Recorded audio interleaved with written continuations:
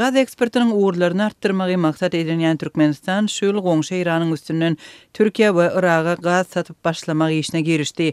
Iranyň we Israýlyň arasyndaky hüjümler Türkmenistanyň gaz eksportyna nähili täsir etdirip biler. Azatlyk radiosu bu arada Düýbi Britaniýada ýerleşýän Meeting Geňeşdarlyk guramasynyň energetika howpsuzlygy boýunça bilermeni John Roberts bilen söhbetdeş boldy. John Roberts Iranyň energiýa infrastrukturasy Israýlyň hüjümleriniň öňünde ejiz diýer. Energetika howpsuzlygy boýunça bilermen öz pikirini delillendirip, munyň Israýlyň geçirijilere we newit gaz infrastrukturasyna hüjüm etjegini aňlatmaýanlygyny, hema şeýle bolsa olaryň hüjüm astyna düşmeginiň ähtimallygynyň saklanýanlygyny belledi. But it means there has to be a possibility that they will be attacked. Bu hüjümleriň bolup biljegini aňlaýar. Bu meseleniň bir tarapy. İkincisi siyasi. İran'ın içinden geçen uğru bil bağlamagyň manysy barmy häzirki ýagdaýda? Diňe bir howpsuzlyk sebäpli däl. Eýsem Irana garşy halkara sanksiýalar hemde Türkmenistanyň gaz eksport girdijilerini gezek gelende Irana bil bağlamagy, onuň bilen işlesip biljek ýurtlarda iş talysmaga güwünsizlik döredip biler.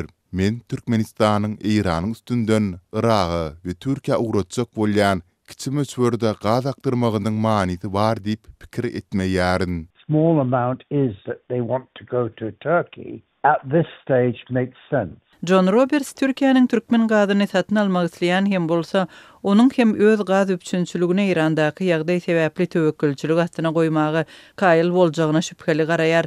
Şeýle-de bilermen Türkiýanyň Israýlyň we Iranyň arasyndaky konflikte goşulmak islemejegini çak edýär. Türkmenistan gazyny satmak barada fevralyň başynda Türkiýe bilen şertnama baglaşdy. Türkiýanyň döwlet eýçiligindäki geçirijileri dolandyrýan Botas bilen Türkmenistanyň Türkmen gaz konserni arasynda baglaşylan şertnama 1 martda güýje girdi.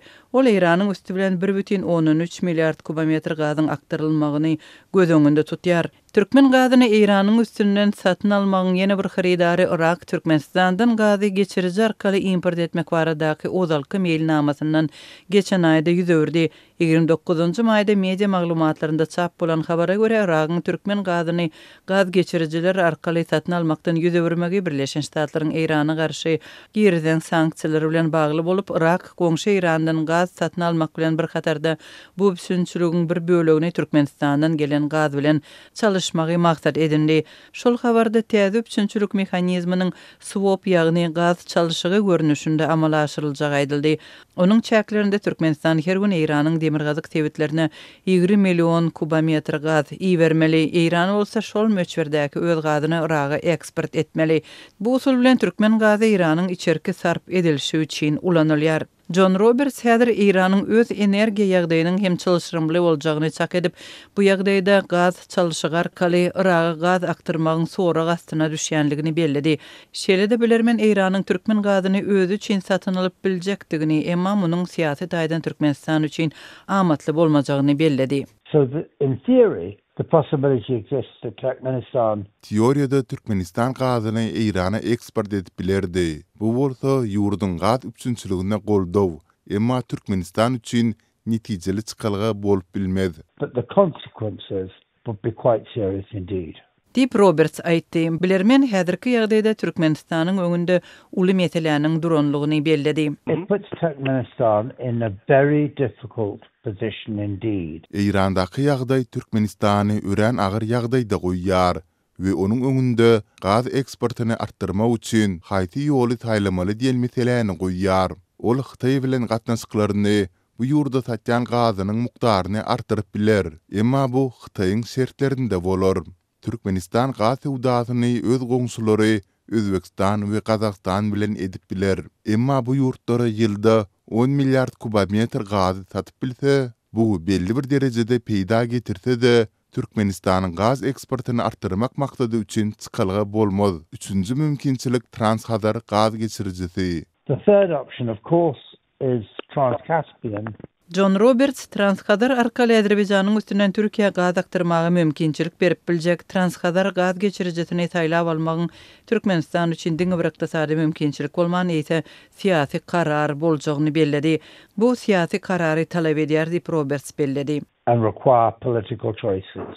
Bilermeniň pikiriçe Türkmenistan üçin uzak möhletli gaz uğruny tapmak örenmöhüm. Bu ýagdaýda bilermeniň pikirine görä Türkmenistanyň goňşy Özbegistana gaz satmagy çykalgy bolup bilerdi. Eýrandaky ýagdaýyň bu urda itergi bolup biljekdigini Roberts belledi. That Uzbekistan is at this stage far more prepared. Meniň pikirimçe Özbekistan Türkmenistandan gaz almagy islegli görünýär. Emma Türkmenistan Özbekistana gaz teklip etmäge taýýar däl görünýär. Belki de bu ýagdaý Eýrandaky problemlaryň netijesinde üýtgäp biler. That attitude as a result of trouble in Iran. Dip energiýa howpsuzlygy boýunça bilermen John Roberts Azatlyk radiosu bilen söhbetdeşlikde aýtdy. Israýlyň we Iranyň arasyndaky özara hüjümler Tehranyň ýadro programmasyny bozmak we ýokary harby ýol başçylaryny ýok etmek maksady bilen Israýlyň 13-nji ýylda Iranyň ýadro destgalaryna, harby bazalaryna we ýaşaýyş ýerlerine hüjümlerinden soň dowam edýär. Türkmenistan bu ýagdaýa 13-nji ýylda giýişlik resmi reaksiýa bildirdi. Türkmenistan özüniň günorta goňşysy Iranyň ýadro we harby nişanalaryna garşy Israýlyň amala aşyran zarbalary bilen baglylykda ýakyn gündogor sebitinde dartgynlylygyň güýçlenmegine alada bildirdi. Türkmenistanyň Daşary işler ministrliginiň beýanatynda ýurdun syýasy ýa-da başga meseleleriň çözgüde hökmünde güýç ulanmagy ýa-da güýç ulanmak haýwatyny kabul etmeýänligi bellendi. Emma regiondaky dartgynlylygyň Türkmenistanyň energiýa serişdeleriniň Eýranyň üstünden eksperti bilen bagly planlary agzalmady. Israýlyň Eýrana garşy alyp barýan howa kampaniýasy güýçlenýärkä Tehranda ýadro ýaraglaryny ýaýratmazlyk şertnamasynyň ýüze öwürmek we global newit ýowdatynyň iň möhüm uğurlaryndan biri bolan Hormuz bogazyny ýapmak baradaky çağırışlar hem güýçlendi. 13-nji ýylda Israýl Eýranyň ýadro we harby destgalaryna zarba urmagynyň ýa-ni newitiň bagasy 12%-dan gowrak ýokurlandy. France Press agentliginiň maglumatynda munyň çyğmaly üçinçiliginiň kesilmegi we ýakyn gündordaky çaknyşyň mövjümegi bilen bagly howa tyrlanmalara degişli bolandygy bellendi.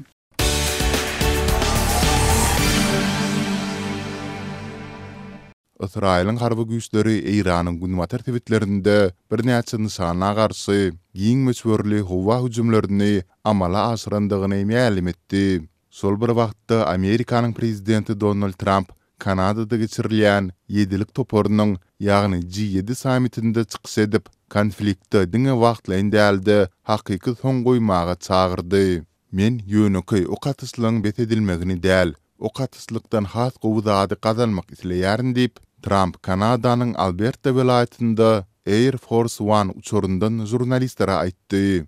Ol o katyslyklaryň betedilmegini däldi, munyň hakyky manyda soňlanmagyny maksat edinýändigini aýtdy. Israýl bilen Iranyň arasynda dowam edýän howa zarbalarynyň 5-nji gününde 17-nji iýunda Israýlyň harby güýçleri general Ali Sadmanynyň öldürilendigini ma'lum etdiler. Ol 13-nji iýunda general-mayor Golam Ali Rasidin ölümünden soň Iranyň ýaragly güýçleriniň operasiýa merkeziniň ýagny Hatem ol Anbiya baştabynyň ýolbaşçysy wezipetine bellenipdi. Iran häkimetleri Islam Revolýusiýa sakçylary korpusynyň ýokary derejeli generaly bolan Sadmanynyň öldürilendigini entek resmi taýdan tasdiklamady. Donald Trump 16-njy iýunda giýişlik sosial mediada çykyş edip ähli adamlary Tehrandan gysagly çykmaga çağırdy. Eýran meniň olara gol çekmegi ünden ylalasyga gol çekmelidi. Men olara muny gaýta-gaýta aýtdym. Nähili gabahatlyk we adam janlarynyň ýetkisi. Gysgaça aýdylanda Eýran hiç bir ýagdaýda ýadro ýaragyna eýe bolup bilmez. Indi ähli adamlar Tehrandan gysagly çykmaly diýip Amerikanyň prezidenti Truth Social platformasynda ýazdy. CNN telekanaly Aktamdaky çeşme salgylanyp Trump'ın bu beýanatynyň Eýrana diplomatik batyş etmek maksady bilen edilendigini habar berdi. Mundunyň Israýlyň harby ýolbaşçylygy hem Tehranyň bir etrabynyň ýaşaýjylaryna evakuasiýa bolmak barada duýdurys berdi. Trump'ın gitmedinden ozal G7 sammitinde Amerika, Kanada, Fransa, Germaniýa, Italiýa, Ýaponiýa we Britaniýanyň liderleri bilelikdäki beýanat kabul edip, onda parahy dilatyň gorulmagynyň zerurdygyny nykdylar. Şeýle-de olar Eýranyň hiç açan ýadro ýaragyna eýe bolup bilmejekdigini we Israýlyň özüni goramak hukugynyň bardygyny tasdikladylar. Eýran G7-niň bu beýanatyny Israýlyň açan agresiýasyny Seýle-de Iranyň paragçylykly ýadra infrastrukturasyna bir kanun hüjümleri görmezligi salmak hökmünde tanqid etdi. 17-nji iýunda Iranyň yerli mediasy Tehranda bir näçe güýçli partlamanyň bolandygyny habar berdi. Partlamalardan soň şäheriň gündogur böleginde goý tütäniň atmana galýandygyny görse boldy. Mundan başga da Iranyň itaty uran baýlaşdyry tetgaty ýerleşýän Natanz şäherinde de howa gorunç ulgamynyň isländigi aýdyldy.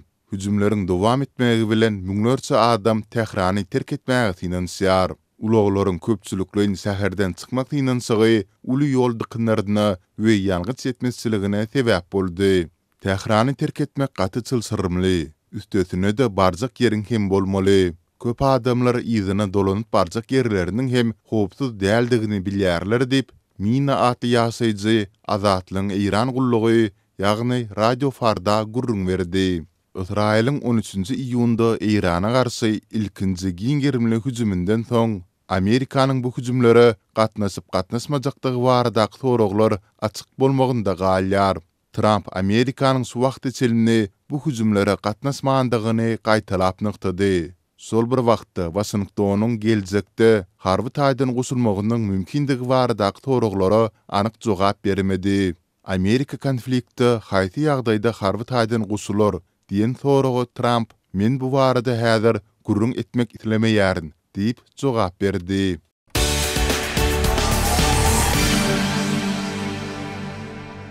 Türkmen häkimetleri internete Türkmenistanlaryň garasy maglumat almak tagarlalaryna garşy alyp barýan görüşlerini dowam etdirýärler. İnternete edilýän gözegçilik Gurban bayramyndan soň ýene güýçlendirildi diýip Azatlygyň Balkan sewtine habarçysy habar berýär. Şu aralykda Lewapda IT hünärmenlerine garşy ulanýan polisiýa basyşlary güýçlendi. Türkmenabatda maglumat tehnologiýasy bilen meşgullanýan ýaşlar gorkulyp para bermäge mezur etmek synançyklary güýçlenýär diýip Sewtde habar çemede ýazýar. İnternetde edilýän gözegçilik VPN petiklenmeleriniň gaýtadan güýçlenmegi, internetiň aşy haýallap başlamagy bilen il arasynda derrew dile düşdi. VPN diňe gijelerine isleýär. Sebäbi gündizlerine berilýän internet hayal we ulanıcı köp bolýar. Diýip Azatlygyň söhbetdeşi adamlaryň bu ýagdaýdan nägile bolýanlygyny aýtdy. Günwatar Tewitiň Balkanabat, Türkmenwasy uly şäherlerinde VPN satýan ustalara garşy reýtler başlandy. Tölegli kod arkaly satylýan VPN-leri ulanıjylary anyklaýarlar. MHM işgärleri olaryň el telefonlaryny wagtlaýyn alyp öz ýanlarynda goýýarlar. Barlyklar garaşylmadyk ýerden 12-nji ýyldan soň güýçlenýän we azatlyk bilen gurulşan hünärmenler onuň Israýlyň Iran eden hüjümi, Tehranyň beren gaýtagly we internet habarlarynyň aşagynaky teswirlerde aýdylýan pikirler bilen bagly bolmagynyň mümkinligini aýdýarlar. Iranyň türkmen dilli internet ulanıjylary we türkmen internet ulanıjylary Günwatar we Amerika döwleti hakda Rus we Iran mitbuğutunda aýdylýan pikirlere meňzeş pikirleri we sözleri gaýtalap başlady. Türkmenistan Euronews telekanalyny ähli platformadan Horjun TV we kabel TV-lerinden aýyrdy. Ýa-da konflikt gutarýança petikledi. Diýip hünärmen VPN el ýeterliginiň adalmagynyň Türkmenistanyň daşary işler ministriniň 12-nji ýyldan bäri Iranyň Aşgabatdaky elçisi bilen bir näçe gezek duşan wagtyna gawat gelenligini hem sözüne goşdy. Şu aralykda Sewtde habar çemedi bilen gurulşan hünärmenleriň tasdiklamagyna görä Türkmenabatda we onuň goýundaky etraplarda ýaş hünärmenleri gorkulmak synançyklary güýçlendi. Ýöne bu basyşlar Irandaky ýagdaýlar bilen baglanşykly bolup görünmeýär. Azatlyk radiosu bilen anonimlik şertini aýry-aýrylykda gurulşan bir näçe hünärmen daşary urt kampaniýalaryna işleýänlikleri sebäpli polisiýanyň bir kanun ýanamalaryna sebäpkar bolýanlyklaryny aýtdylar.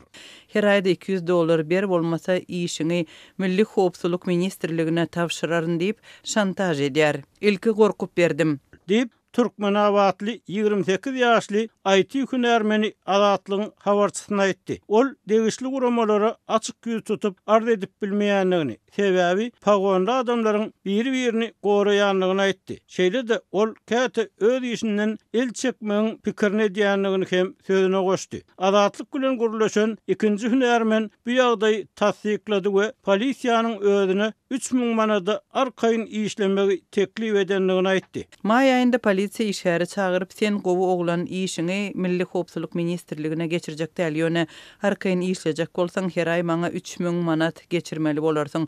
Bolmasa özüň bilýän Milli Howpsuzlyk Ministrliginiň eline düşseň ýurtda gadagan edilen saýtlar bilen işleşmekde hem aýyplanyp bilersiň diýdi. Azatlyk öýünne kompýuteryň aparat üçinçiligi bilen baglanşykly problemalaryny çözmek bilen meşgullanýan hünärmeniň we beýle hünärmenleriň atlaryny, ýaşaýan etraplaryny howpsuzlyk aradalar sebäpli aýtmaýar. Türkmenistany internet çäklendirmeleriniň we adamlary gorkuzmagyň uzak taryhy bolup, olar hökümet siýasaty bilen şol wagtda diňe hukuk goraýjylaryň bir kanun gazanç etmek islegi bilen bagly bolup bilýär. Ýurt maglumat üçin ýapyk bolansoň ýagdaýlar barada resmi düşündiriş alyp bolmaýar.